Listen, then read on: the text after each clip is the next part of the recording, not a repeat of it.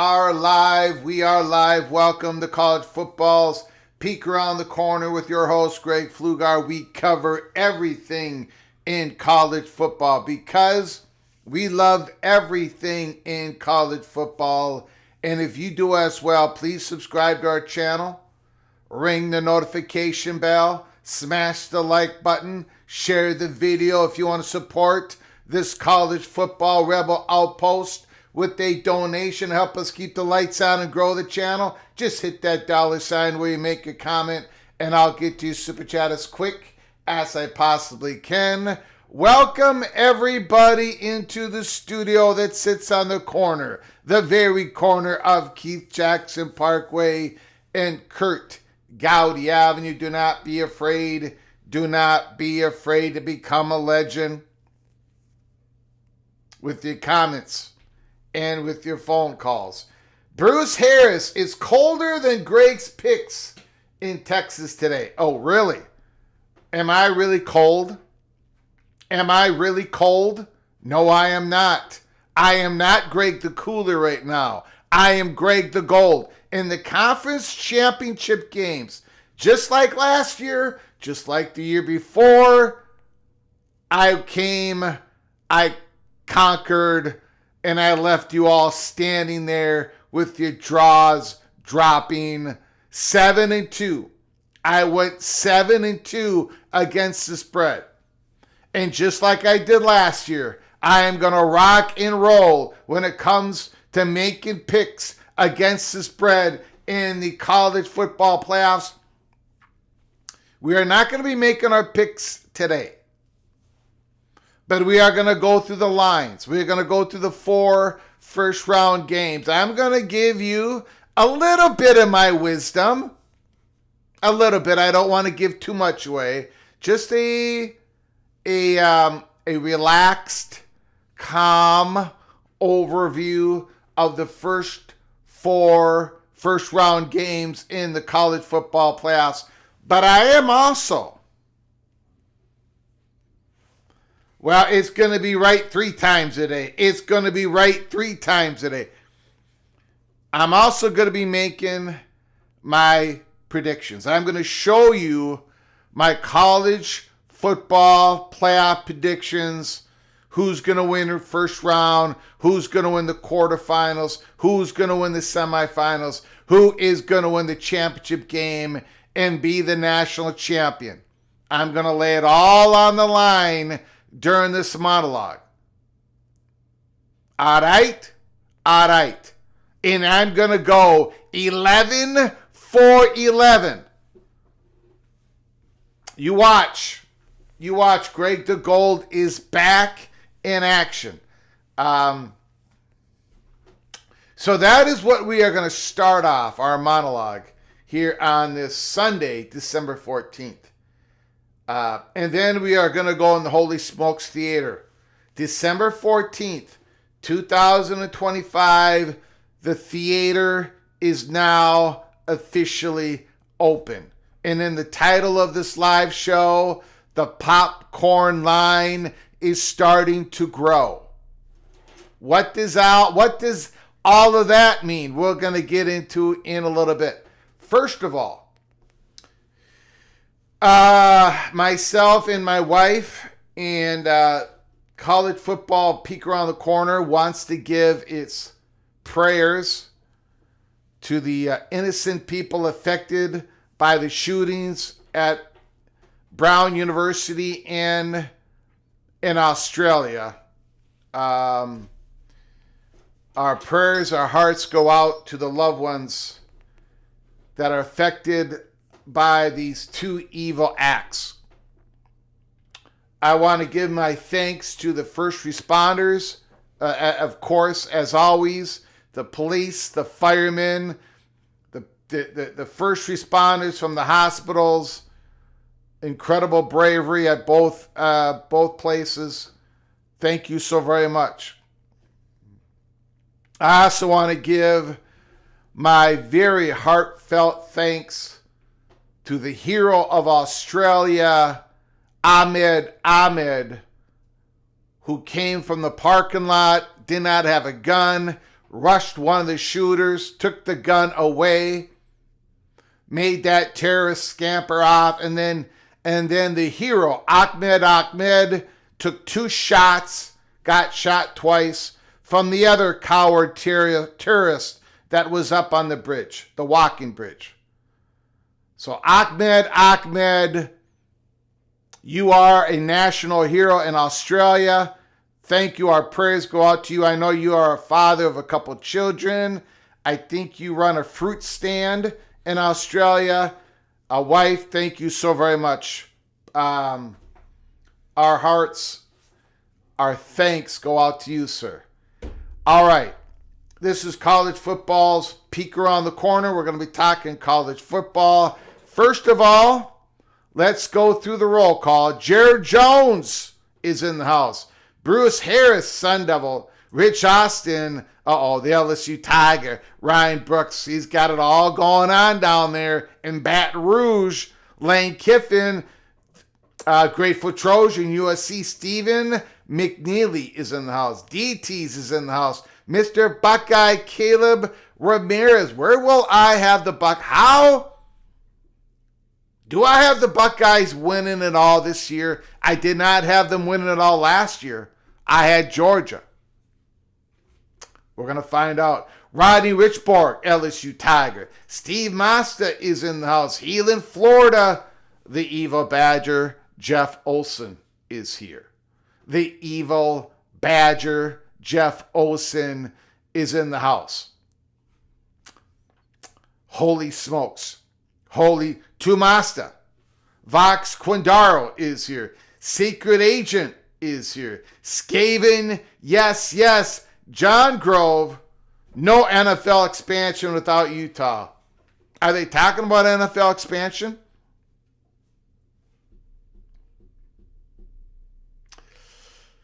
I did not know they were. Gary Partridge is in the house. Now that the theater is reopened, can I order a cheeseburger? The best that you can do, Gary, is order a burger and then order chips, the nacho chips. Because the nacho chips have jalapeno and nacho cheese that comes with the chips. And then you can take, if you want to ruin your burger, you can take the nacho cheese and spread it on your burger and make it a cheeseburger. The Holy Smokes Theater, we're not going to force you to eat that burger without that nacho cheese, but we're not going to put it on for you. We're not going to put it on for you. That I can tell you. Western Civic, I have not heard from Western Civic for a long, long time. Not since he told us that Arizona State, Colorado, and the other schools were not going to go to the Big 12, but they were going to end up in the Big 10. Marcus Williams is in the house. Don Scruggs is here. Rod Nix is in the house. MBM is in the house. Amazing Blue, Outlaw Skis. Let's go. All right, let's go. First of all, thank you all for joining us. I appreciate it. I know you all are busy. It's a Sunday afternoon. Everybody's freezing, especially up here in Minnesota. Holy smokes.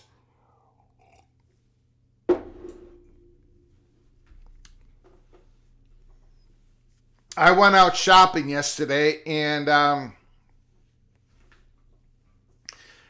am going to do all that I can not to have to go outside today.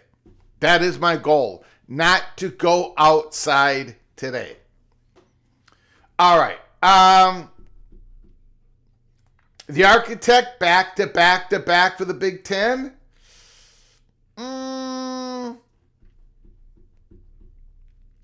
We'll see. We'll see. We're going to go through my picks right now, in fact. Okay. First of all, let's take a look. And by the way, there is no latest news that I know of on the Michigan hire. Put it down in the chat room. Put it in the super chat. Give me a phone call later on. Who do you think Michigan is going to settle? Who do you think Michigan is going to get? All I know, it's got to be somebody. It's got to be somebody who has a history of running a tight ship. A tight ship. Is Jed Fish the next one on the list? The Washington head coach, is he the next one on the list? Dillingham's not going to take it. Kalen DeBoer, is that still alive? After Kalen DeBoer, if Dillingham doesn't take it, who's the next one on the list? I don't think it's Lincoln Riley. At some point,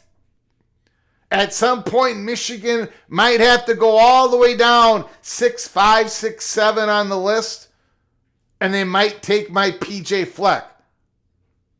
And I saw a message board. If you go to Michigan 247, one guy started a thread about what about PJ Fleck, and at the last time I looked at it, the gentleman got 90 downvotes. In other words, it was very unpopular. Who is Michigan going to get as a new head coach? Jared Jones, hopefully not DeBoer. That's coming from a Buckeye. DeBoer would worry me. Amazing Blue, most likely will be Jed, but really want DeBoer. All right, very interesting. We got to keep an eye on that. Okay. Alabama, Oklahoma. This is the line that we will be using early next week to make our picks against the spread. Alabama at Georgia. The line is Bama -1.5. The game, of course, is in Norman. We know how the road teams did in the last year's playoffs. In the first round, they did fantastic. Is Ty Simpson injured or is he not injured? Oklahoma, can they get some sort of offense going in this game where they actually make 3 first downs in a row? Is the Sooners defense going to have to give the Sooners offense a short field every time the Sooners have the rock? Those are the questions I have.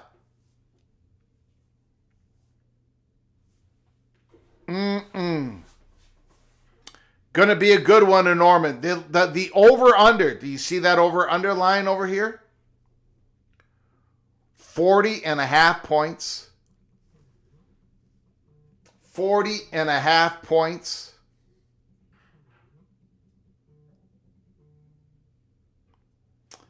That's not too many points, is it?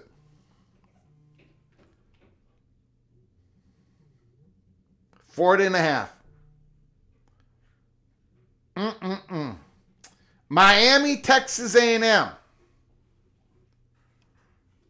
Miami, Texas A&M. Hold on, everybody. I got to answer something here.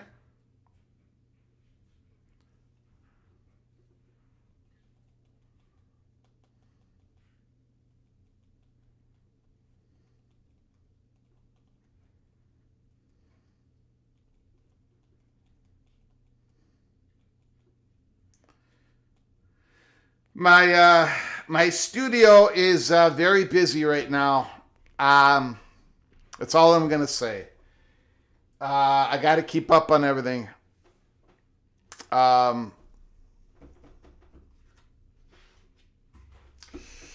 Miami, Texas A&M. The line is -3.5. Texas A&M. Again, Miami, a road team. Can they get it done? College Station. The over-under is 51.5. You know, I do think the Texas A&M Aggies have a weakness, and I don't know if the Hurricanes can take advantage of it. That's the one problem I'm having in this game. This might be a decent matchup for the Texas A&M Aggies. But you are going to find out real soon who I got winning this game. Tulane and Ole Miss.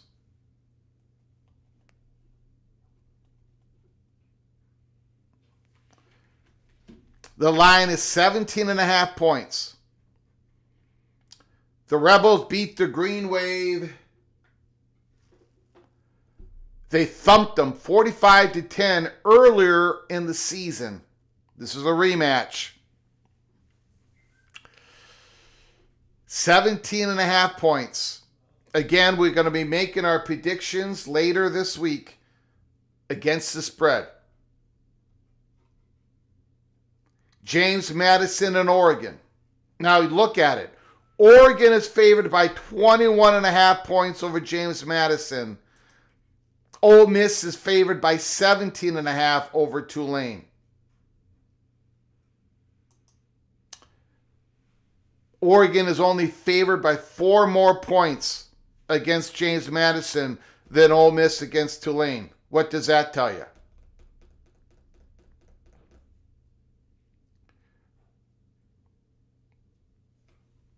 This is my prediction.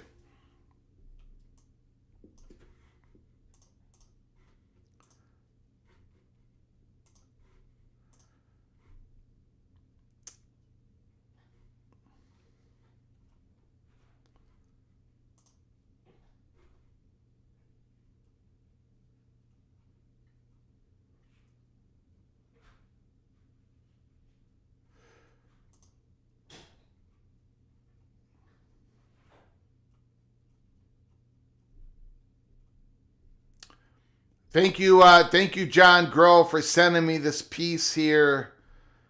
Kansas City's KSHB 41 News is reporting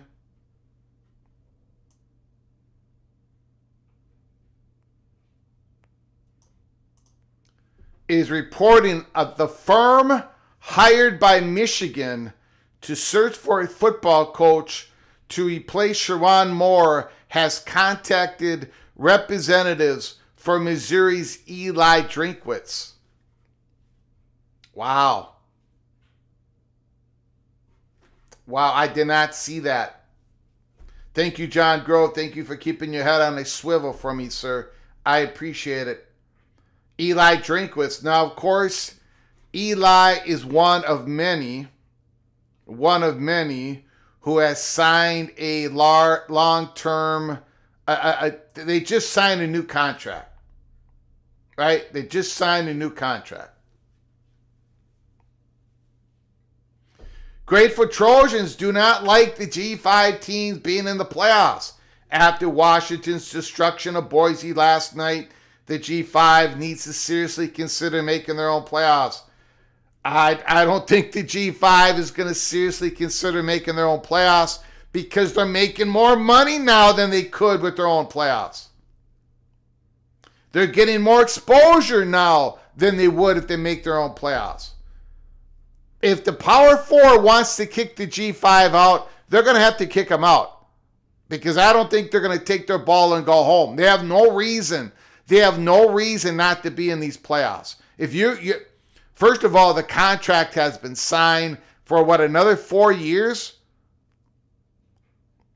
G5 is going to be in these playoffs, guys. You want their football players, right? You want their football players. I'm sure USC has poached some pretty good G5 players over the last 5 to 10 years. You want their football players. You want their coaches. You have to make it so they can pay their bills. So yes, I do think they should be in the playoffs. Are they going to get whooped most of the time? Yes. Yes, they are. Indiana got whooped last year.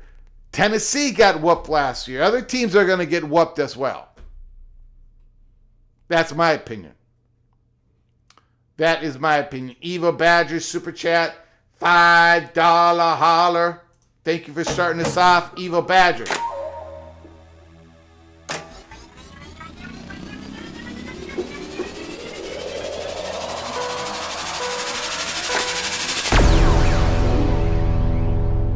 Would any potential Big Ten candidate need to support a number of Olympic sports? Absolutely. That is one of the major criteria in looking for a Big Ten candidate. How many sports do you sponsor? Are you possibly looking at other sports to sponsor? How much do you give to your Olympic sports? How dedicated you are? What is the bandwidth? Absolutely. That is a big criteria for a Big Ten school. If they want to be a candidate for an invite, they got to show the dedication. They got to sponsor enough sports. Absolutely, Eva Badger. The answer is yes. Thank you, Eva Badger. Thank you for the $5 holler. I very much appreciate it. Very much appreciate it. Petiti better not be waffling. I think he may be waffling.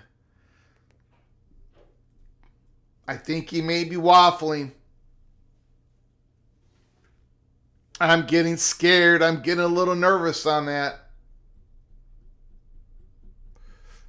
I'm getting scared. Okay, this is my prediction, guys and gals. This is my prediction for how the college football playoffs. Thank you, John Grove. I appreciate it. All right, here we go. This is how I think it's going to go, guys. Greg the Gold.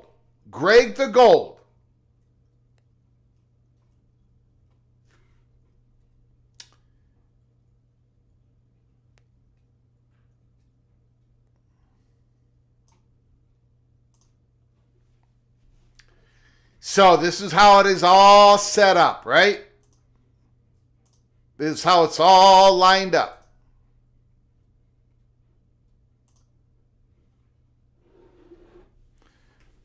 Number 1 is Indiana. They're going to play the winner of Oklahoma, Alabama. Number 4 is Texas Tech.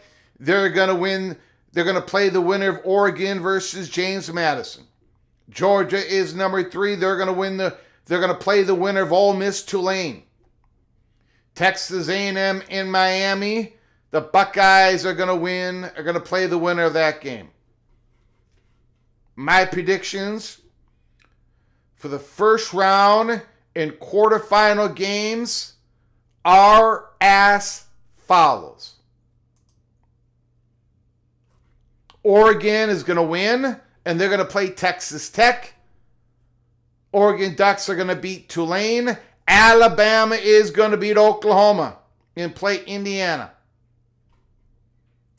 Ole Miss is going to beat Tulane, and the Miami Hurricanes are going to beat Texas A&M in College Station. And then I've got the chalk. Texas Tech, Indiana, Georgia, and the Buckeyes. Now, I don't have a problem with any of these games. I don't have a problem with any of these predictions except for one part of the playoffs. There is one part that this, I think, could go all different ways. Let me bring on what I think are locks, or about as close as locks as possible. I think Georgia's going to beat Ole Miss. I don't think Trinidad Chambliss, who's had a fantastic year, he's got Pete Golding as his head coach. I think Georgia Bulldogs are going to win that game 9 out of 10 times. I got a lot of respect for the dudes that Miami has on that football team. It's why I've got them beating Texas A&M. And I don't know if they're even... I think Texas A&M... I think Miami is one of those teams that Texas A&M matches up pretty decent with, but I still think the Hurricanes win that game. But they do not beat the Buckeyes. They do not beat the Buckeyes. The Buckeyes win that game. Indiana absolutely throttles the Crimson Tide of Alabama. Bama won't score more than 13 points in that football game. Indiana will be at least in the 20s. Indiana beats Alabama. The part of the playoffs that has me all befuddled is the Red Raiders in Oregon. And then I'm going to extend that in a little bit here. But for now, just let me talk about the Red Raiders and the Ducks. This thing could go either way. This is going to be a fantastic football game. I give the nod to the Red Raiders. The slight nod to the Red Raiders. I have more questions about Oregon. But let me make this perfectly clear. Oregon at its peak. This football team, this coaching staff, this roster, at their peak, is every bit good as the Buckeyes, the Hoosiers, the Bulldogs, and the Red Raiders. Oregon at their peak is at the very best of college football. The problem is I don't know if they're going to be at their peak. I don't know. We don't have enough information. I wish. Now, guys, gals, after that first round game, after Oregon plays James Madison, and when we do our predictions with Oregon and the Red Raiders, I might take the Ducks. I might take the Ducks at that point. But at the beginning of the playoffs, you got to make all these predictions. I am more solid on what the Red Raiders are going to be bringing into that football game.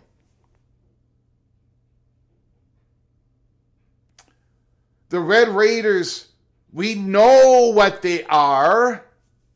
They're nasty good. Nasty great.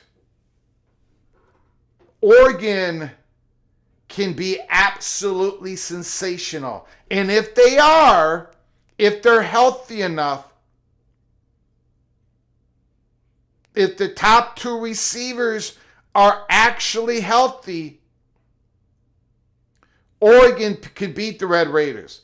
Oregon can beat Indiana. Oregon can go to the championship game. The Red Raiders, this game right now, to predict this game is unfair. It's unfair. It's unfair. Because we don't really know. Oregon hasn't even been at its... They've been all nicked up as they've gone through this great run of theirs. They've been doing it without their top two receivers. The Red Raiders...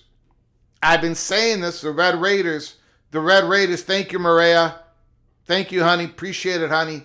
Let him know the title is on the dining room table. Thanks, honey. The Red Raiders. Now, I think they're nasty good. I think they're nasty great at defense. And all due respect to BYU, Utah, the rest of the Big 12 teams, the Red Raiders have not faced Oregon. They've not faced anything like Oregon. They haven't. They haven't. They haven't. They haven't. They haven't. They have not faced anything like Oregon. I've got the Red Raiders because I believe they're going to be ready. I don't know if Oregon's going to be ready. I don't know that. We don't know that. We don't know that. We're going to have some clues in that James Madison game. Some clues. But we don't know. The Oregon James Madison game, for me, is going to be fascinating to see if DeCarry Moore and Bryant, they're playing. Are they healthy? How many snaps they're playing? Is everything in tune with Dante Moore in that? I see a lot of people taking shots at Oregon in the chat room. Boy, oh boy, oh boy. Well, you're going to have to just play them to find out, I guess. Steve McNeely, Texas Tech is going to spank Oregon hard. AMAC, it would be hilarious if James Madison beats Oregon. Boy.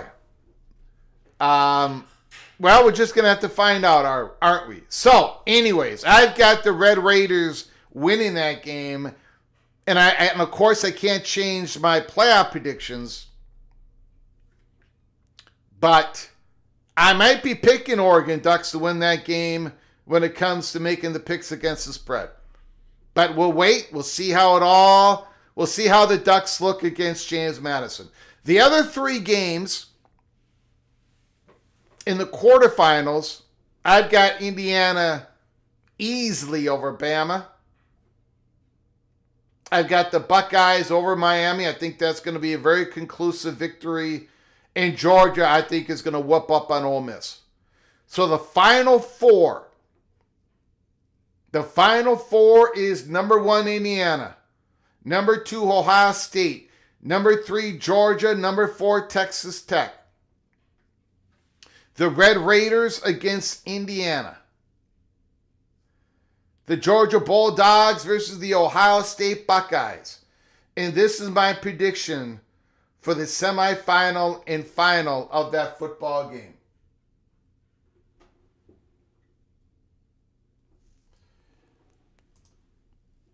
Indiana defeats the Texas Tech Red Raiders.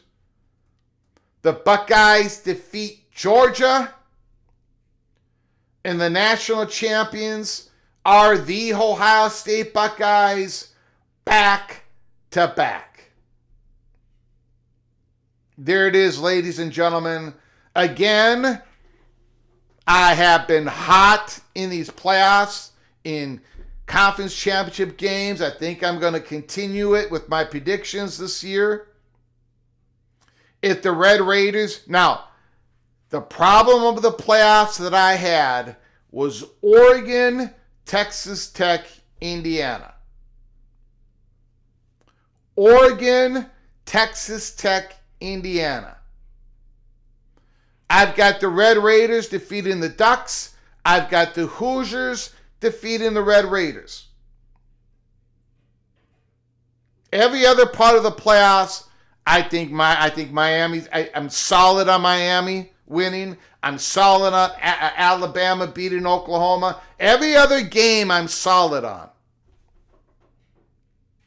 But the Red Raiders defeating Indiana could happen.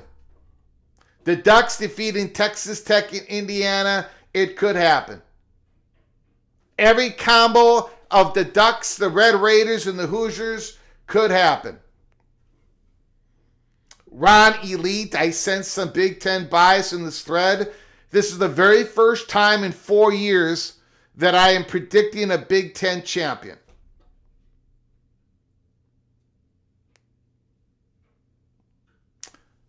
I predicted Texas at the beginning of this year. I predicted Georgia at the beginning of last year. So no, I don't really think I've got that Big Ten bias. I just happen to believe that Indiana will defeat the Red Raiders or the Ducks. But those three teams in that part of the playoffs, that is going to be, that is very difficult. Now, I screwed up here. I've got Indiana. Hold on here. I've got a mistake. Hold on. No, that's right. What am I doing here? No, that's wrong. That is wrong.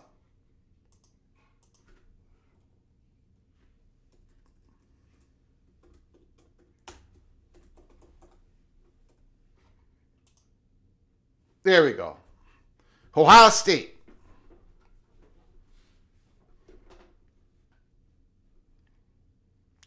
Buckeyes defeat Georgia, and the Buckeyes win it all. I think the Ohio State Buckeyes are the best football team in the country. Indiana has defeated them once. They can defeat them again, but I got the Buckeyes winning it all. And I think they're gonna do what they did last year. They're gonna trust their quarterback. They're gonna trust Sand. They're gonna open it up a little bit more than they did against Indiana in the Big Ten championship game.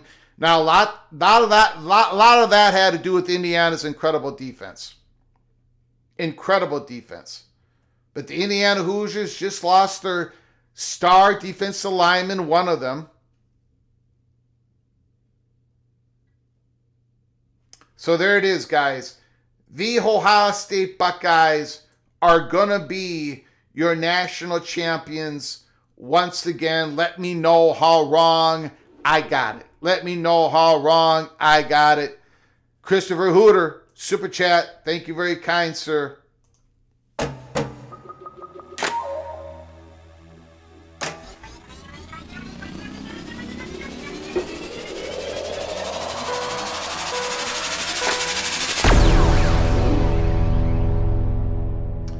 Christopher Hooter, prior Navy here. Thank you for your service, Christopher Hooter. The Army-Navy game, the prison exchange, that was fantastic. Had no idea. So cool. Anchors away. Thank you so much for your donation, your support, Christopher Hooter. Thank you for your service. I was only able to see just a little bit of that football game this year. Usually I watch all the game. I watch every Army-Navy game, and I'm rooting for Army, of course. Was not able to see it. In fact, I couldn't even do a live show yesterday because we at the house, everything going on. We are so busy. But I'm able to do a live show today, so I'm very happy about that. Fantastic football game, I hear. A great tradition. I hope they keep. We've got to move the schedule. We got to push it to start earlier in August so we can still have that weekend that is just Army and Navy and not have a bowl game of Washington, Boise State. But that bowl game is going to go away. So Army and Navy should be alone for one weekend and then start up the playoffs like we are doing it this year.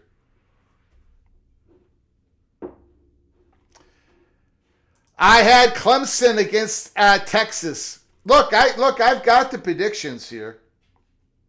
You want to have a good laugh? You all want to have a good laugh? This is my prediction, guys. I had Penn State number 3, Clemson number 2.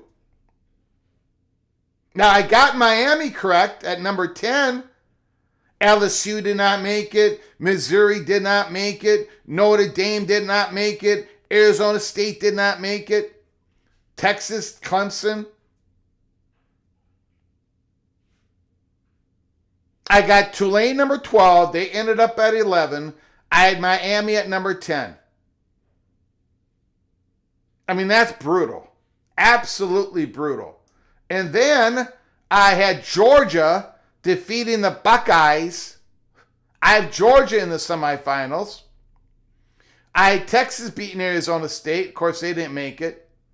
I had Clemson defeating LSU. Penn State defeated Notre Dame. Both teams did not make it. And then I had Texas beating Georgia. Clemson beating Penn State. And I had Texas winning it all. I mean, that is Greg the Cooler. But when the playoffs start, that is when I rock and roll. So, no, I don't really think, of course, look, do I have no Big Ten bias? I would not be telling you the truth. Everybody's got bias, but I don't really think it affects my poor picks. This is the first Big Ten. This is the first. I just think Indiana and Ohio State are the best two teams in the country.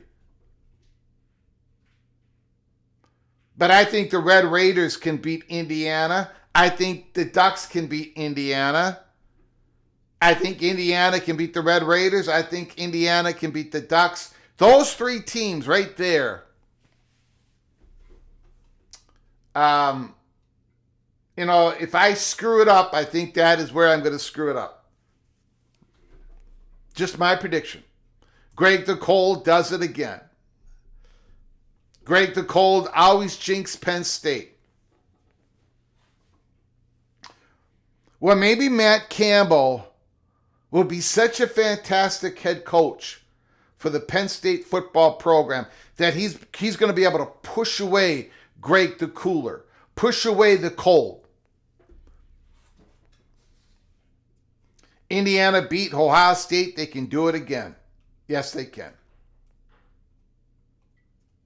Yes, they can.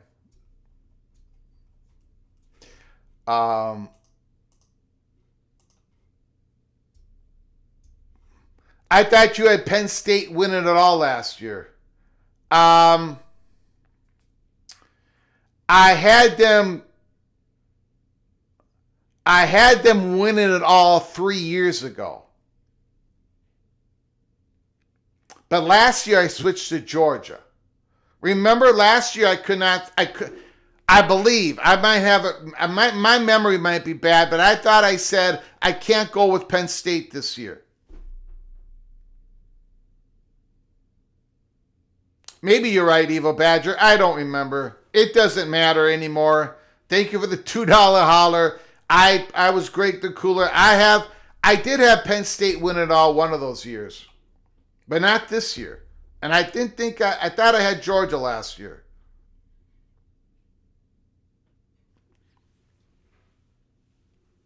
I don't remember. It doesn't matter. I've lost so much. It doesn't matter. Evo Badger, thank you for the $2 holler. You might be correct. You might be correct. You might be correct. I think I burned all those files, so I don't quite remember. You had Penn State over Georgia 3 years ago. That's what I thought.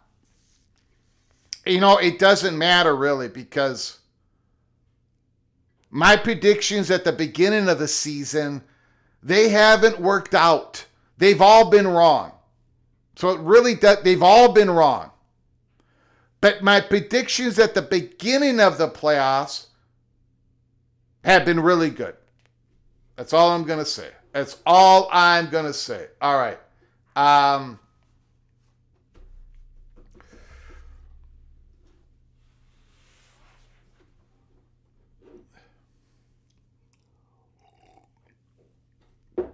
If Indiana wins it all this year, all the more reason to move on from the Super League talks. Indiana's changing the game right now. Thank you for that great comment, MBM. I agree. Hopefully people see it that way. Michael Smith, it would be the first time Bama has won in Norman.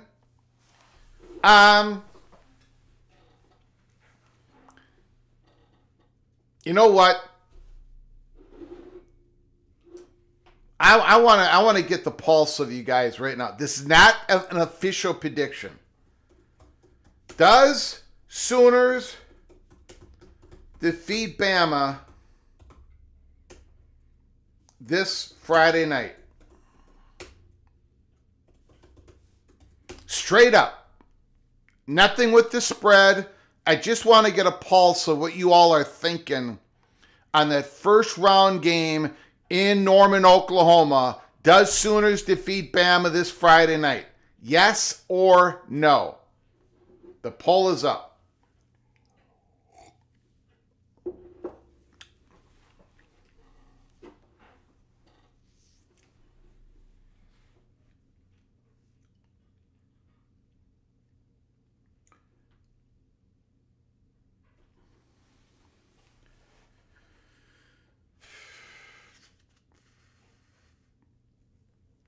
Ron Elite doesn't think Bama is going to beat Oklahoma.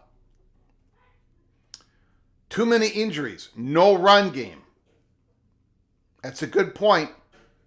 That's a good point. I'm going to give everybody 5 more seconds on the vote. 5, 4, 3, 2, 1. 58% of you says yes, Oklahoma does win that game. I've got Alabama. I understand the reasoning, but Oklahoma's offense has been, to put it kindly, Oklahoma's offense has been clunky.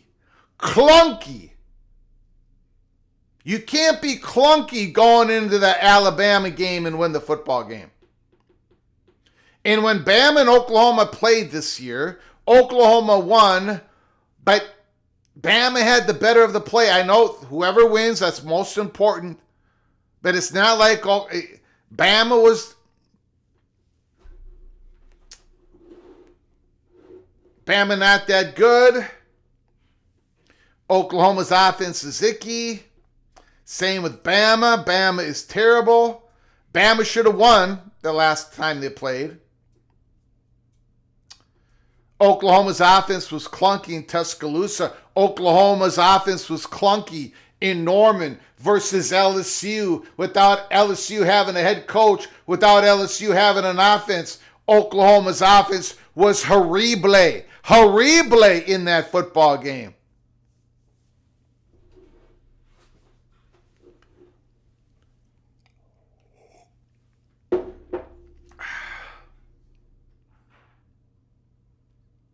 All right. Let's get into the Holy Smokes Theater. It is open. It was closed for a very good reason. But now with the Notre Dame situation going on, again, just because the theater is open does not mean that something is imminent. It does not mean that at all. I think most of you, if not all of you, understand that. I think most of you, all of you understand nothing is imminent. It can't possibly be imminent. And if something is imminent, I'm going to come out here and take the big L. I'll take the big loss. However, the chatter behind the curtain is a chattering. There is a lot of what I would consider embargoing out there. And of course, the school that is at the center of the stage is North Carolina. They have been at the center of the stage, just like Colorado. When we were following the Big 12, Pac-12 situation, we had Colorado at the center of the stage throughout all the months. And the reason we had that is the chatter was telling us, and we were able to give you guys the information, that it was going to be Colorado that was going to be the tripwire, the one that was going to trip over the wire, the one that was going to make the first move into the Big 12. Not that Colorado was the most valuable. That wasn't the point. The point was they were at the center of the stage because they were getting the most, how do I say it? Attention. Colorado was getting the most attention. Well, North Carolina is getting the most attention. But it's a two-pronged situation going on here with North Carolina. North Carolina is the school, is the straw that stirs the drink for the ACC when it comes to attempts of getting third-party expertise money into the conference. North Carolina has been a part of all those talks. They've been leading those talks.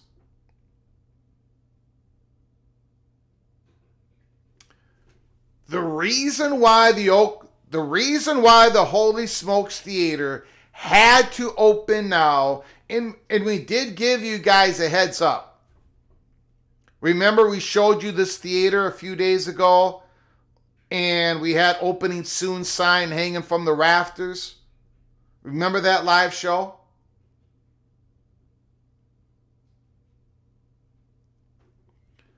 Well, now we had to really start it. And the reason we had to start the theater, the drama, even though nothing is imminent, is because something changed last week. And that is the Big 12. The Big 12 is not official, but they are nearing a deal, a conference-wide deal with Redbird Capital to establish a strategic partnership with Redbird Capital. And if that happens, if that deal gets signed, and I think we're going to find out real soon, the ACC is not going to be able to stand there and say, oh, well, fine with them. We're just going to go along to get along. That ain't going to happen. The ACC is not going to be able to sit there and have the Big 12 have a possible advantage over the ACC. With that cash infusion, but the secret sauce of the deal, the establishment of a for-profit entity for the Big 12. Not only that, but the creation of a relationship with Redbird Capital, who happens to own Skydance, part of it, who happens to own Paramount, who happens to be trying to buy Warner Brothers and everything else under the sun. We know what Yormark plans are. We know that Yormark wants some sort of leverage when he goes into conference negotiations in 2029. He wants something in his back pocket. He wants this deal to get done. He wants a strategic partner. So does the Big Ten. So does the ACC. But now that the reports have come through, and the Big 12 is on the precipice of striking this deal, the ACC can't just go along to get along. Something has to happen. What is the ACC's options? Well, it starts and begins with North Carolina. Because whatever decisions that the other ACC schools want to make, it doesn't have it in their backdrop, oh, if we do this, how would it affect our possibility to do this? No. Most of the ACC schools have only one option. And that is, let's do this deal or not do this deal.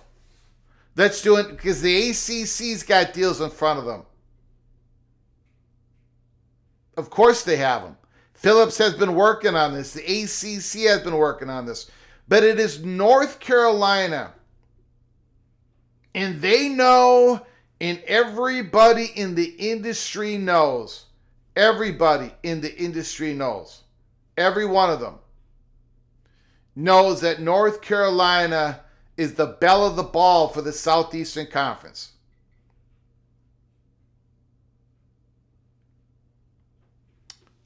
North Carolina may not be able to string this thing out.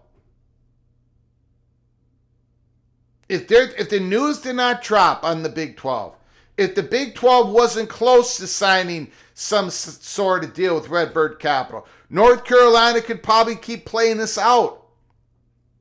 We're going to keep talking with the ACC schools. We're going to keep talking with Phillips. And then we're going to send emissaries and talk to the SEC. Make sure this is okay if we do this or not.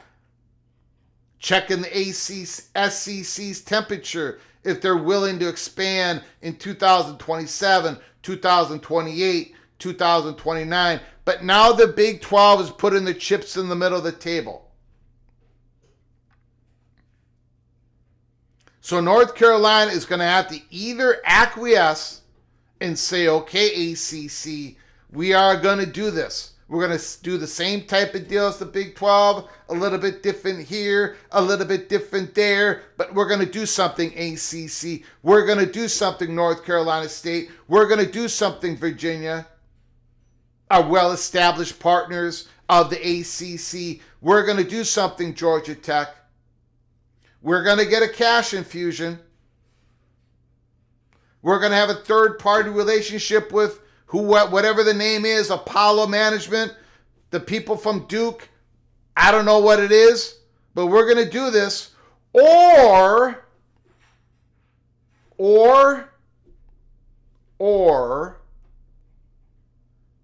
North Carolina, who's been working on all this, checks in with certain representatives of the Southeastern Conference, and the Southeastern Conference says, well, North Carolina,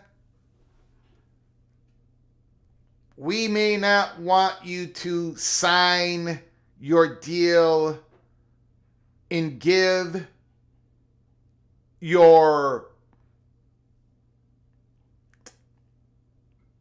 jersey content to the ACC for them to make a deal to leverage all the ACC schools in making a jersey patch type of deal. In other words, North Carolina is going to check in with the Southeastern Conference. So whatever North Carolina does here in the next 6 months, can ACC strike a deal? Is North Carolina going to be in it? Is North Carolina going to say, okay, guys, let's strike a deal for 3, 4, 5 years?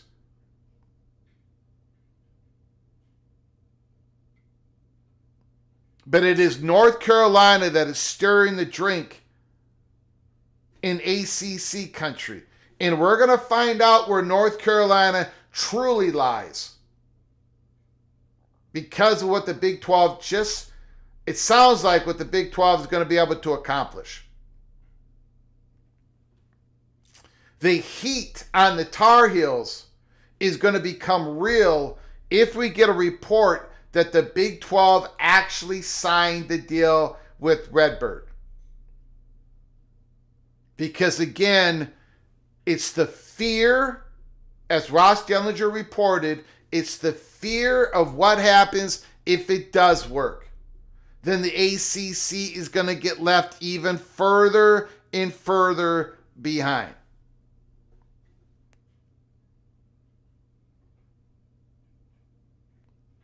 So that's North Carolina. We're going to leave Miami to last here. Why are they on the stage? It's obvious why North Carolina is on the stage. But we had to set the table here. The theater just reopened, right? Notre Dame is on the stage. We all know why they're on the stage. And they've had this little tit for tat with the ACC. We believe Notre Dame, they're worrying about the status of the ACC, what could happen with the ACC. All that is true. All that is real. Notre Dame being pissed off at the ACC, all that is real. All that is true. Is Notre Dame going to be leaving their quasi-football independence anytime soon? No, they're not. But Notre Dame has got to game it all out. They've got to game it all out if the ACC does not strike a type of deal that the Big 12 does. Notre Dame has to game it out to make sure that they're in position just in case North Carolina does pull the Southeastern Conference trigger in the next 12 months. But the reality is that the Notre Dame ACC relationship has been on tender hooks for a while. Notre Dame has been barely been able to keep up on that high wire act. The ACC scheduling makes it so, it helps them, makes it so they can have that first tier schedule with NBC to get first tier money. But they're walking on a high wire. Notre Dame, when they're looking at the ACC schools, when they're looking at the actions of what the ACC is going to do, they're looking at North Carolina and they're looking at Miami. And let's go with what I would consider the most interesting school that is up on the stage right now is the Miami Hurricanes, the University of Miami. We have been receiving information here at Peek Around the Corner. We have been receiving information at Peek Around the Corner, I would say, for quite a while, but on Miami. The interest that the Big Ten has on Miami is real. And Miami is a school that has support from what I would consider Ohio State interest and Michigan's interest. Miami, what I would say, they are in the catbird seat when it comes to the internal politics of the Big Ten right now, which is a little bit unnerving, to say the least. The Ohio State Buckeyes are basically functioning, as we have reported to you, they are a faction of one. They lead the truly only one faction when what's happening in the Big Ten right now, and that is the first time that I would ever reported that. It's never been the case. But they have the votes. They're going to have the votes on what they want to do.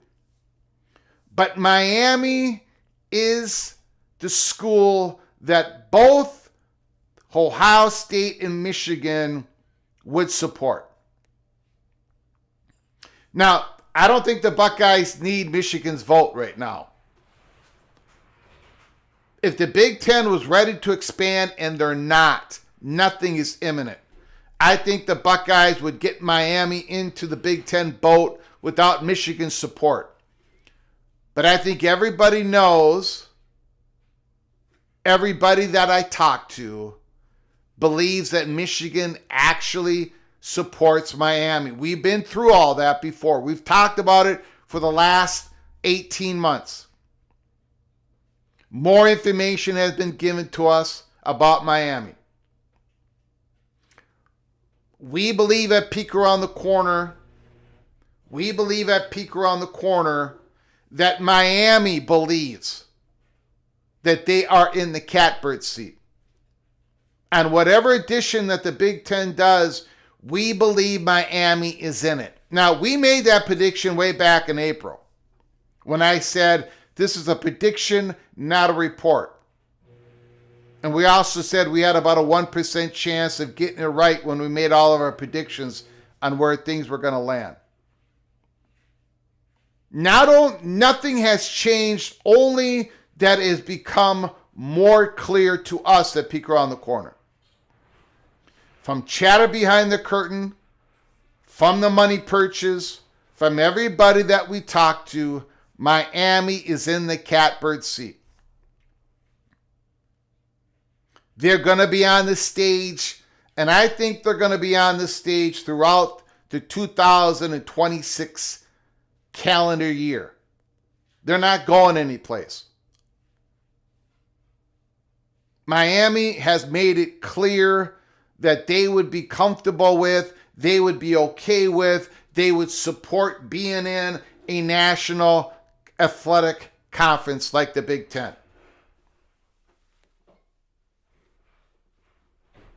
Miami has exactly what the Big Ten is looking for in 2026, 27, 28 when it comes to what they're doing in research. It's what the country is craving for. It's exactly what Miami is doing. Does Miami have issues? Yes, they have issues. Of course they do. Everybody does. But those issues pale in comparison to what they would bring to the Big Ten. The market, the diversity of the market, the national advertisers wanting Miami, the boosters wanting Miami, just like they wanted USC. Am I ready yet? Am I ready yet to do a USC type of reporting? Am I ready yet to do a Miami type of reporting that I did with USC in the spring of 2022? No, I am not. Because Because when I reported that the USC and the Big Ten stuff was happening in March of 2022, it was the Big Ten had the ability to act if they could get Kevin Warren on board. I'm not going to go down that rabbit hole again, but that was the one worry, that Kevin Warren would screw it up. But everything else, they were ready to go. This is a little bit different because the Big Ten is not ready to go. The SCORE Act, trying to get this codified, the settlement, that is the Big Ten's number one priority. The college football playoffs, they want this sucker to grow big to 24. It looks like they're going to have to settle on 16. We're going to find out shortly. There are things that have to get done before the Big Ten can get their arms around the next expansion. But just like Mark Hoyle said, he believes it's going to happen, and he thinks it's going to happen within the next couple of years. So do we at Peek Around the Corner. Not imminent, but not way out in front.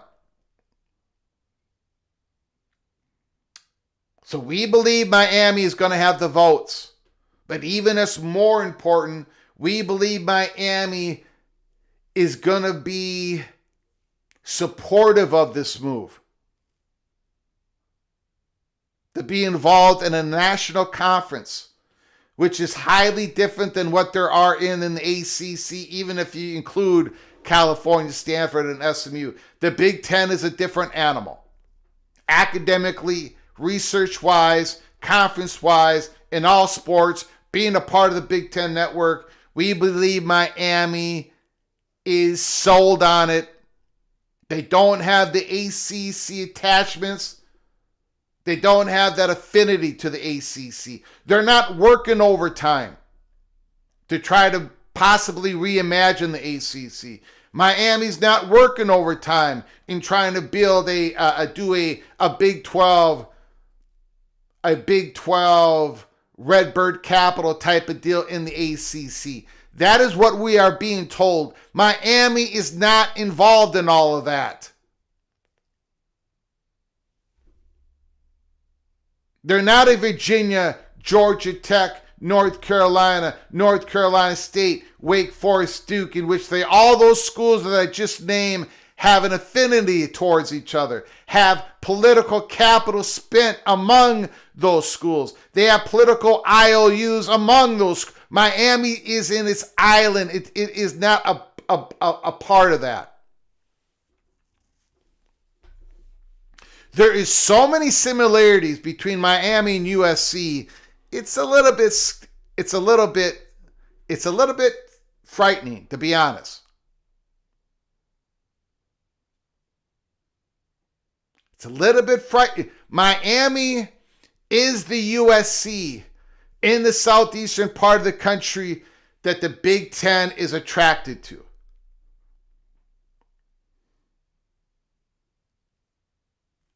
So, if what we are saying is accurate, and we believe it is, as I would not be saying it, although nothing is imminent, nothing is done, nothing is settled. If it was imminent, I'd be coming on here doing reports on the hour. But we're not there yet. So the question is, if we are correct, as we head into 2026, if Miami is the USC, then who is the UCLA in the Southeastern Conference? And the question is, if Miami is the USC, and there's going to be another school that is the Southeastern Conference, UCLA, is there a Washington and an Oregon somewhere across the country, potentially in the Southeastern Conference, somewhere else that could be a part of the Big Ten edition? I don't know, but we do believe Miami is the USC of the next Big Ten edition. You guys know our track record. We are not without pain. We're not perfect. Again, nothing is imminent. Nothing is done. Even the Miami portion of this is not settled. But we believe they are the number one target of the Big Ten if you exclude North Carolina and Notre Dame.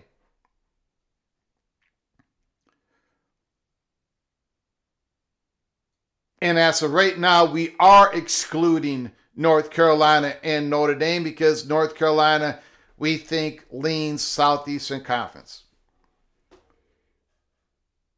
And I'm going to say this.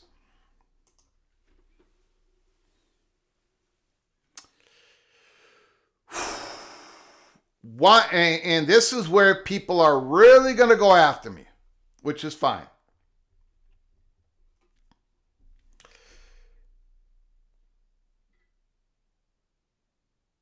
The biggest reason why we are being so strong on Miami, right? Well, there's a few reasons,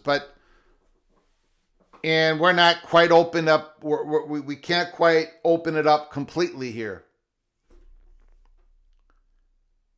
But we have reasons to believe at college football's peak around the corner that everything that I have just said is Notre Dame's perception of where we sit.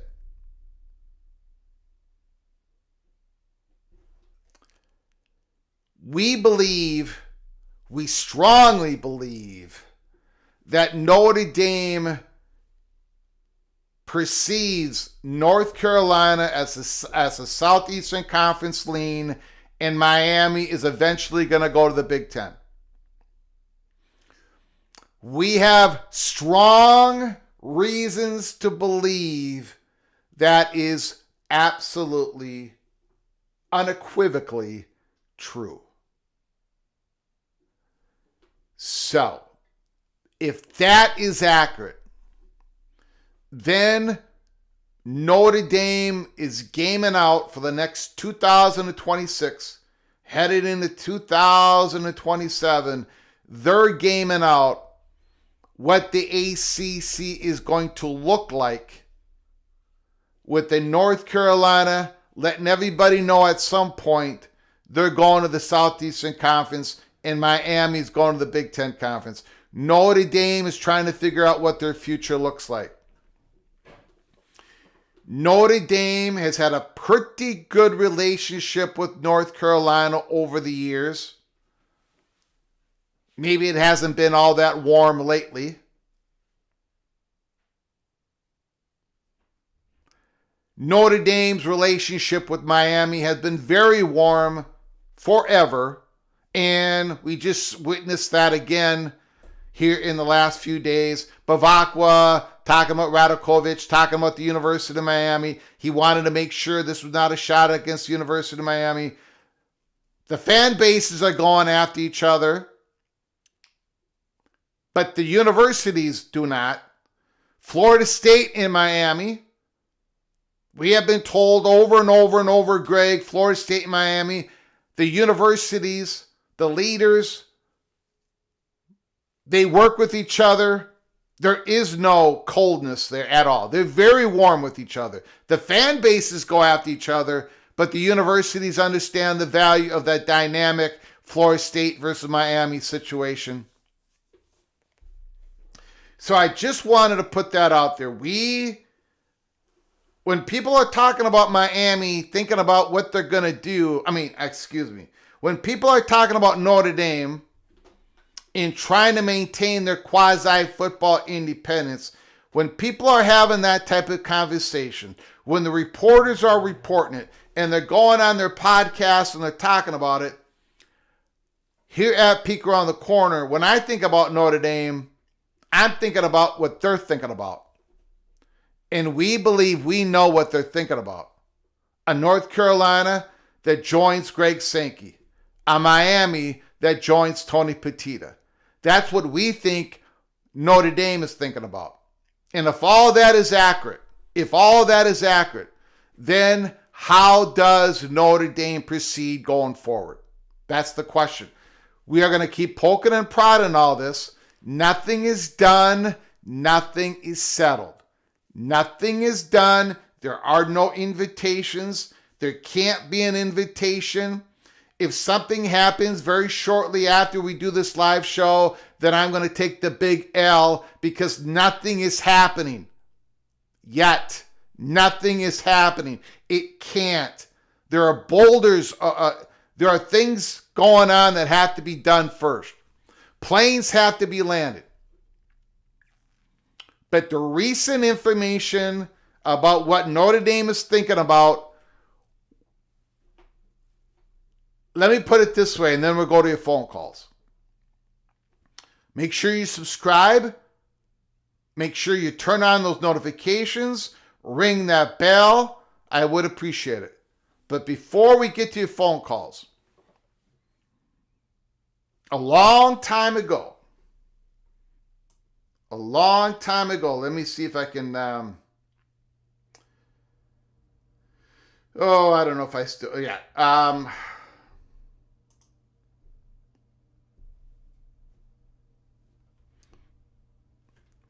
a long time ago, November 18th, 2015, I put out a post. It's very difficult to imagine, but according to source, Delaney is again going down the Notre Dame rabbit hole to try to bring Notre Dame hockey to the Big Ten.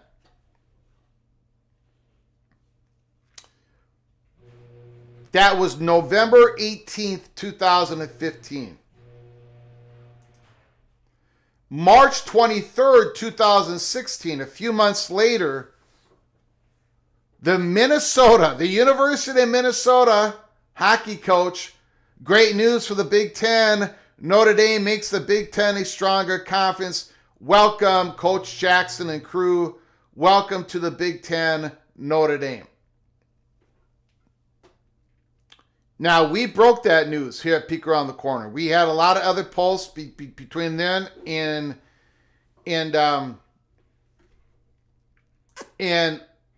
just like the USC going to the Big Ten, USC talking to the Big Ten, March 31st, 2022, that news did not leak from Big Ten country. That news leaked from Los Angeles. It leaked. And it got to some major boosters in Big Ten country. And then they gave me the story.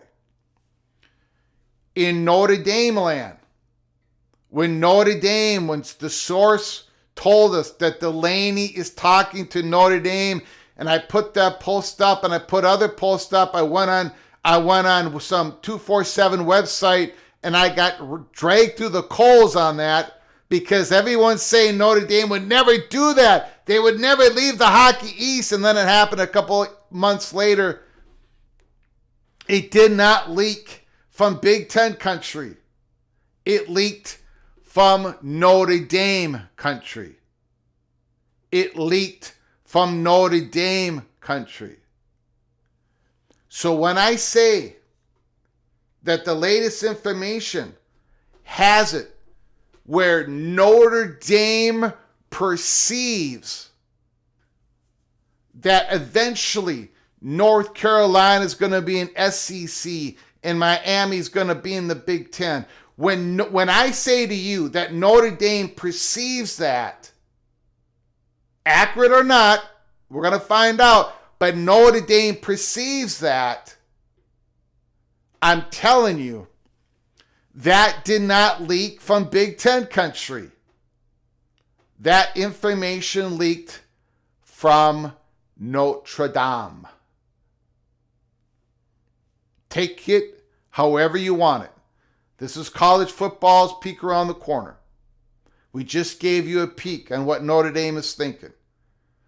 And we happen to think that they are going to be accurate. Just like when Jack Swarbrick was accurate, he knew that USC was talking to the Big Ten. Anyways, let's get to your phone calls. Let's get to your phone calls accurate. All right. The phone lines are open. 763-260-1333, 763-260-1333. Let me know how wrong I got it when it comes to my predictions in the playoffs. The Red Raiders, the Hoosiers, the Bulldogs, the Buckeyes. We think Miami's going to beat Texas A&M. We think the Red Raiders are going to beat the Ducks.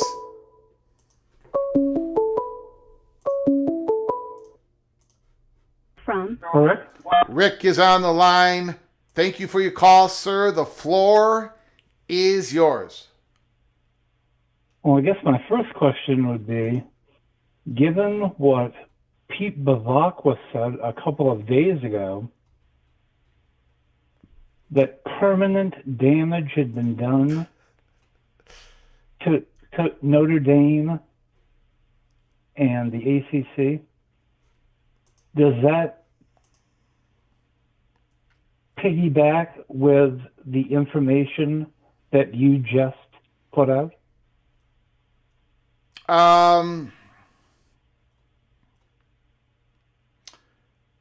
Can you repeat that question again? I want to make sure I answer this correctly. Or I want to make sure I evade answering the question correctly. Go ahead. Yeah, I'm worried more about the evasion. Okay. Pete Bavacqua,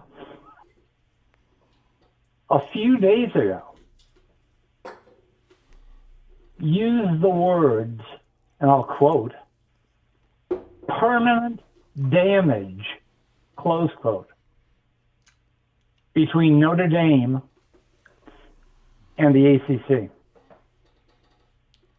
Do you agree that occurred?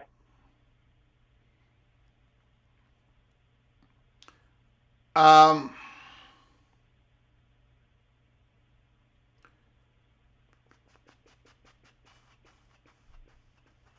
really don't know how to answer that. You didn't hear Pete say that? I did hear Pete say that, yes. But Bavacqua said permanent damage, but I don't know. I think that might have been a phrase that he probably should not have used and probably regrets using.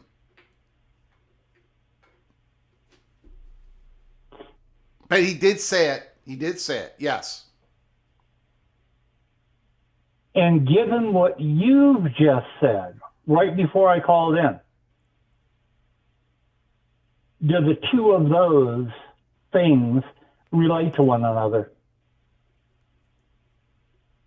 Yeah, that's what I'm having a hard time with. I'm going to say not really, because none of what just happened between the ACC and Notre Dame is directly going to, in my opinion, directly really impact on what's going to happen in the future here. I just think what I think it did is it kind of made everybody completely aware that Notre Dame isn't really all that happy with their arrangement either. You know, like Notre Dame's not all that happy.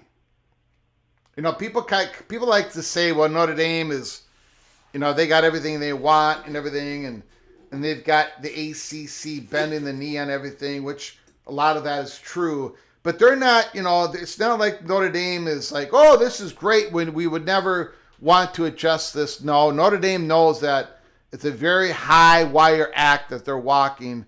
And I think with Bavacqua, when he said that, I think he kind of let the truth out a little bit, like, God dang it, you know, this isn't, you know, not everything is happy-go-lucky here. So I don't know how to answer that. You said that for the first time today, you said Notre Dame is gaming out their options Yeah. with the understanding that the Tar Heels are going to the SEC and the Canes to the Big Ten. Yeah. Yeah. And if I thought I recall reading somewhere or hearing somewhere that Bavacqua had spoken to Sankey recently. Yeah. You agree with that? Yeah. Yeah. And I think that had to do with the playoffs, but yes. Probably. Yeah. Among other things. I mean, so what I'm trying to figure out is, and I'll throw this question at you, and then I'll get off.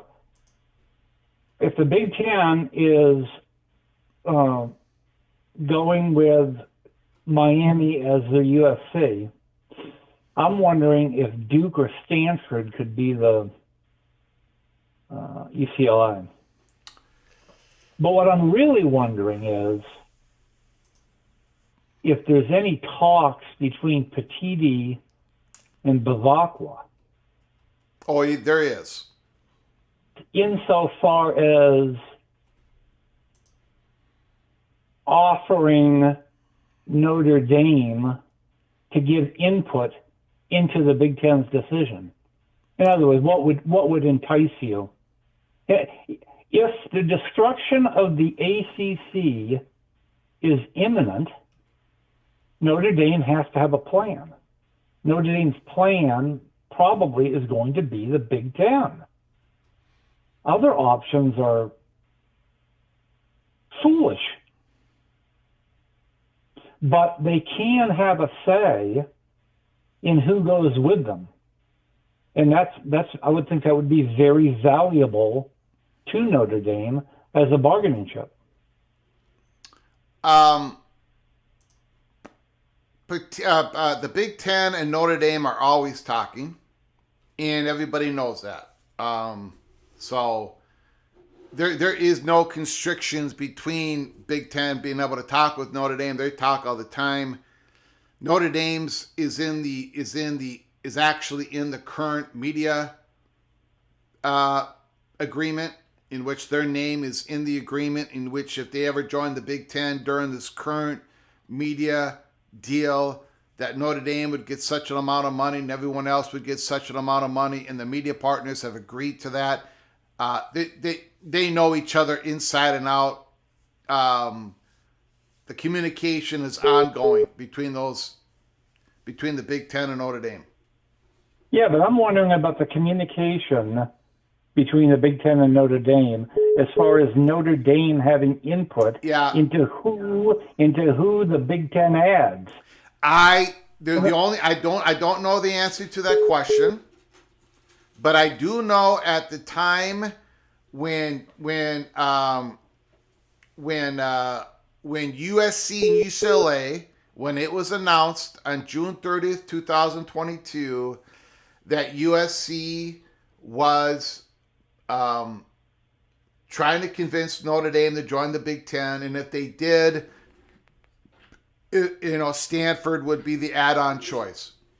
All that was going on immediately after USC and UCLA accepted to go into the Big Ten. Now, Notre Dame decided not to do it. Now I don't know if Notre Dame would have that leverage or not to be able to have input on who would come with them. I don't know that answer. And as you recall, USC did not want the Ducks to come along, but a few weeks later, look who came into the Big Ten. Well, it was months later, but a few months later. Yeah, okay. and at that time, we started our show August 10th of 2022.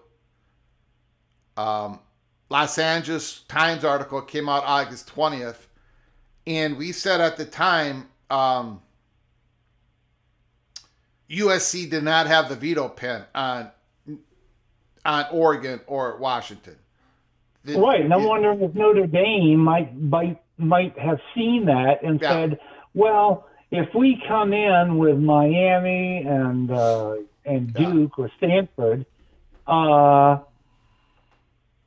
are you going to do after that? Add Utah and Kansas?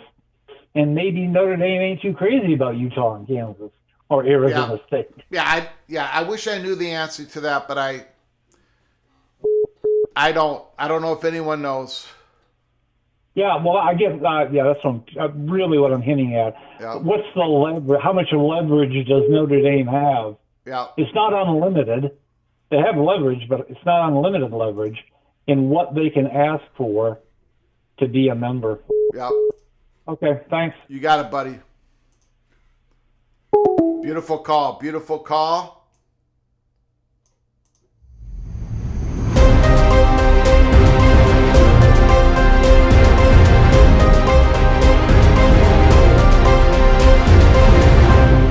Breaking news, breaking news, breaking news. Kalen DeBoer.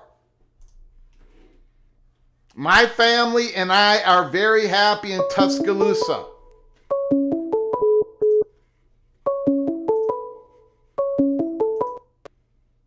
From Christopher Hooter. Christopher Hooter, can you hold on for just one moment, please?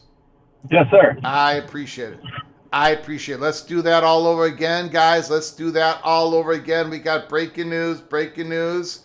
My family and I, this is Kalen DeBoer. My family and I are very happy in Tuscaloosa and remain extremely grateful for the support of President Moeller, Greg Byrne, and the board and so many others. We have an incredible opportunity in front of us. So my sole focus is on Alabama football in our preparations to play Oklahoma in the college football playoff. I have not spoken and have no interest in speaking with anyone else about any other job. I am fully committed to this program and look forward to continuing as the head football coach at the University of Alabama. So now you can scratch Kalen DeBoer off the list. You can scratch off Kenny Dillingham off the list. Who is the next one on Michigan's possible list? Could it be Jed Fish of Ole Miss? I don't think it's going to be Lincoln Riley.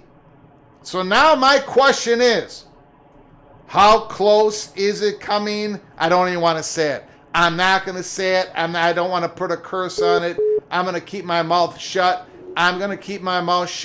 Christopher Hooter, the floor is yours. Well, they got lots of issues at Michigan. Of course, that's not what I called about. But I think the athletic director, I guess they're going to get rid of him too. I don't know. That's they could. Situation. Yep, they could. So he can't. If they're going to dump him, he can't hire the next guy. So I know it's Michigan, right? And you know it's a great landing spot and all that. Wow. Anyway, I'm not surprised DeBoer staying at Bama. I know you were kind of thinking there might be some smoke there, but I'm not surprised he's staying at Bama. So anyway, the Army-Navy game on my post there. Yeah. I didn't know this. I did not know this. So there's a student exchange between the two academies. So for a semester or two or whatever, some guys from Annapolis will take some classes at West Point and vice versa. And in pregame, before the game, there's, quote, the prisoner swap. And so these dozen or so students, that are in the wrong place, right? There's a prisoner exchange at midfield, and they're lined up in formation, and on the back of their shirts, they've got all sorts of things like no jets ? Or sink 'em. Oh, it's fantastic, man. I had no idea they did that, right? But they covered that well yesterday on CBS, and I just chuckled about that. That's just a fantastic. I know it is. I know it. So I can tell you probably didn't know what I was talking about in my post there. So yeah, I didn't. I didn't see it, and I didn't know about it, and that sounds fantastic. And it's quite the event. It's one of many things that make college football so unique and so fantastic. When I was in the Navy, this was in the 90s now. So this was in the early 90s I'm talking about. So my peers that had gone to the academy, I went to officer candidate school, okay? But, so anyway, so I'm serving with guys that have been to the academy, and this is 91 or 92, I forget, and Navy is 0-10 going into this game. And they beat Army. The guys are going wild, right? So, you don't... I know the academies, at least at that time, hadn't been great since World War II, right? Or Roger Staubach, Yeah. Go back to the 90s. Right? But those guys love it, man. And I've been a fan ever since of the game. And try to watch it every year. They have back-to-back 10-win seasons here, Navy, right?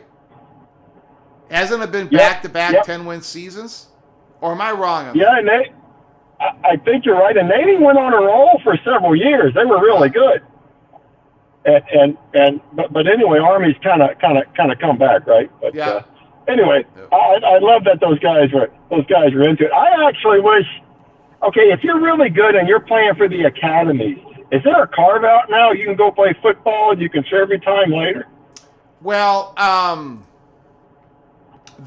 forget what the running back of Udo, the great running back of Army last year, he transferred to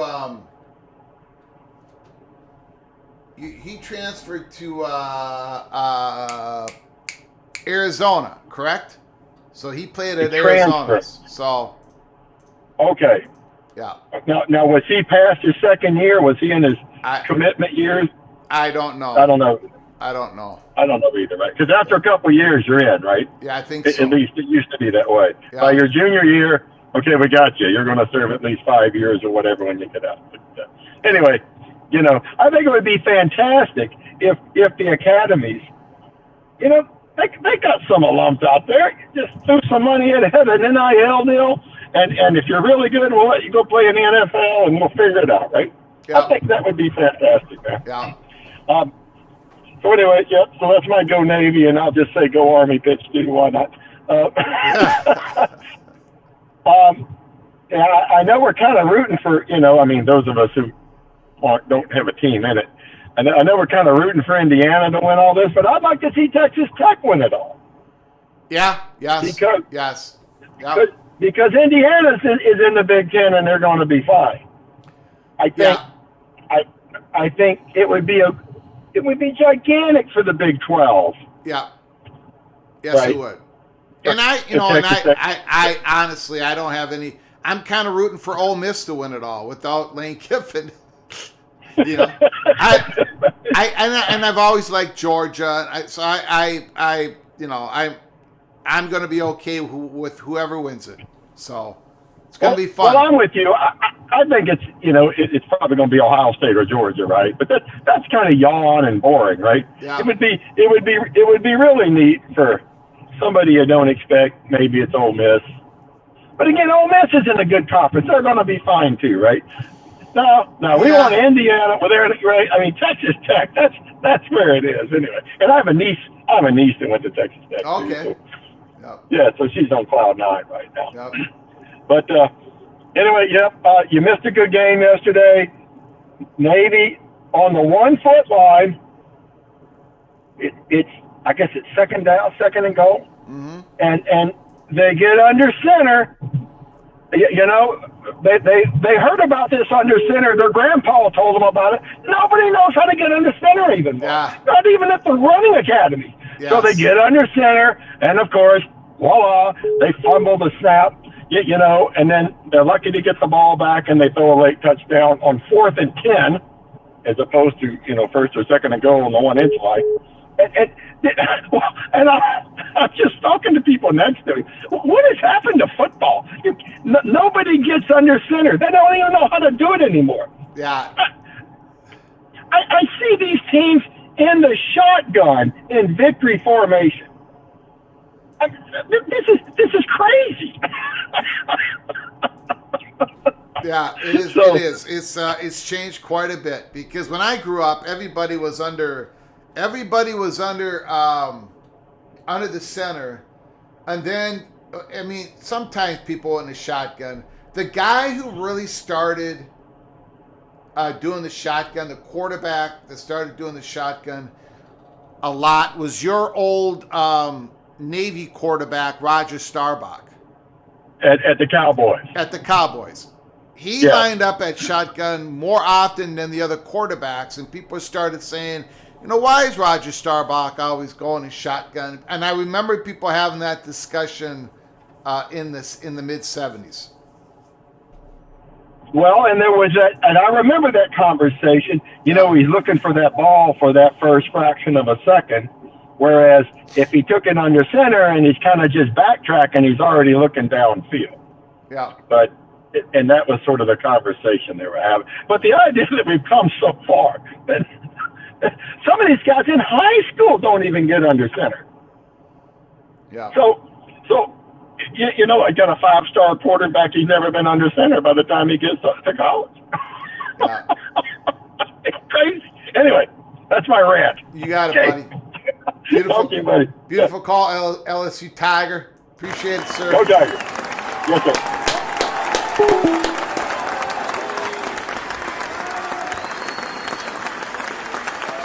Dabo Sweeney.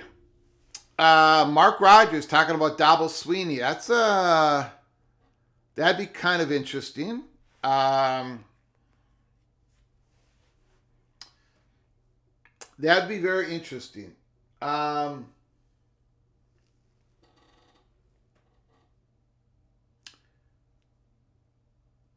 That'd be pretty interesting. I don't know if Dabo would work up in Michigan. Maybe he would. All I know is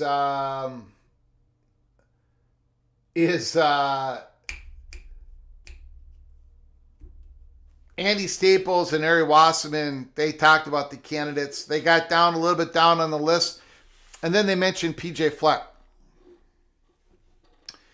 And I talked about this yesterday. If Michigan goes down 5, 6, 7 guys on their list, eventually they're going to end up on PJ Fleck. And PJ Fleck coached at Western Michigan, great success fighting above his weight class at Minnesota.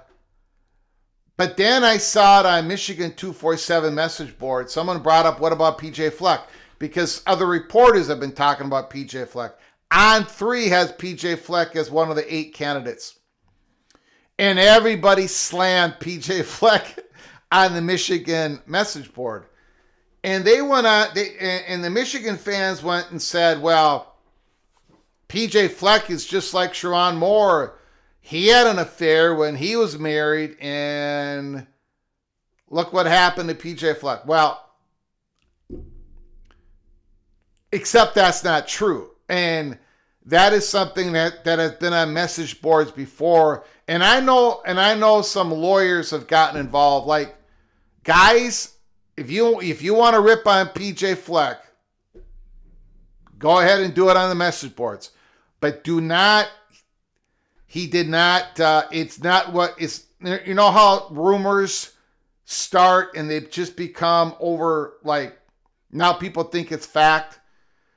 Unfortunately, PJ Fleck and his first wife had a child that died, and that's why he started Row the Boat, and that's why he does all this. PJ Fleck does a lot of charity work, and Row the Boat has everything to do with his child. And because of that, in a lot of cases, unfortunately, you lose a child, the marriage breaks up. And then he started dating his current wife, and his wife and PJ and his ex-wife all have a great relationship. The ex-wife has talked about it. These sordid stories that have been told about PJ Fleck, they just don't happen to be true.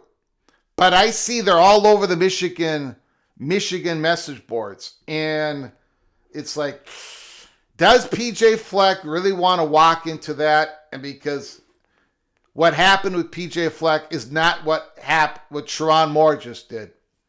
But try telling that to the Michigan fan base. I don't know if PJ Fleck wants to walk into that. Anyways, I just wanted to put that out there. Be careful what you put down, because I know that I don't want to say it, but there are people that have PJ Fleck's interest who have gone after some people when they started this stuff on the message boards. I'll leave it at that. Okay. Yeah, I think Fleck would clean up. Fleck is a... Fleck is... he wears skinny pants. He wears these suits and the ties.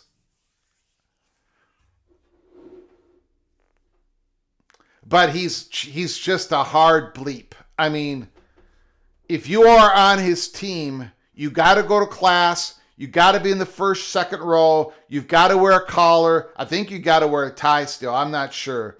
But PJ Fleck just rides people. And everything is done above. PJ Fleck is like, follow the rules or you're out of here. A lot of guys who got in the portal last year didn't even get on the football field because they could not get accustomed to PJ Fleck's. He's a Tressel guy. I mean, it's like, so he would clean it up. But again, Michigan probably isn't going to get that far down on the list. Let's hope they don't.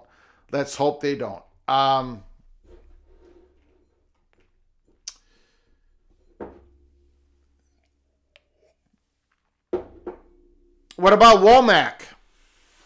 Yeah, maybe Womack. That could be yeah. Alabama to Michigan. Kotelnicki, I don't think he'd be the head coach. Don't think he can be. I mean, he's got a... What about Lance Leipold? Kansas to Michigan. Get the old guy up in there. He's 60, 61, 62. Jason Eck. New Mexico's coach. It's going to be Jason Eck versus PJ Fleck in the Guaranteed Rate Bowl. Husker Magic. I'm rooting for Bama, Georgia national championship match. I don't think Lincoln Riley is leaving. I actually think he likes being where he's at. And they just signed one hell of a class at USC. I think they're fully aligned. I think USC is going to be very difficult for the Buckeyes, the Nittany Lions, the Ducks. I think the USC Trojans are the next emerging team in the Big Ten. Yeah, I mean, I can, Dabo, I could.